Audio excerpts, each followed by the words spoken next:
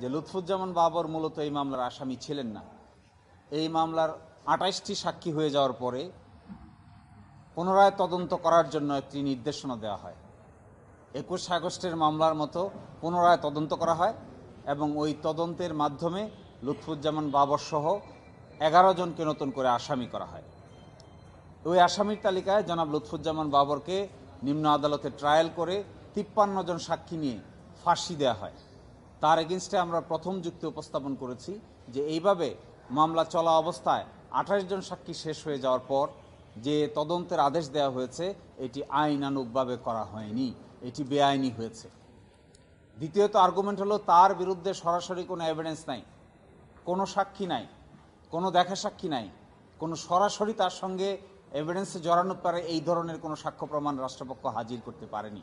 তারা যে কথা বলেছেন যে তার নির্দেশে কাকে নাকি জেল থেকে ছেড়ে দেওয়া হয়েছে ৫ জনকে, সাক্ষ্য প্রমাণ অ্যানালাইসিসে দেখা যায় ৫ জনের একজনকেও ছাড়া হয় নাই, সবাই জেলে ছিলেন এবং সবাই পরবর্তীতে স্বীকারোক্তিমূলক জবানবন্দি দিয়েছেন। ফলে রাষ্ট্রপক্ষের প্রথম অভিযোগের সমর্থনে কোনো সাক্ষ্য প্রমাণ হাজির করতে পারেননি। দ্বিতীয় অভিযোগ দিয়েছেন তার বিরুদ্ধে যে তিনি তৎকালীন তদন্ত রিপোর্টকে ইনফ্লুয়েন্স করেছেন, প্রভাবিত করেছেন। এই ব্যাপারে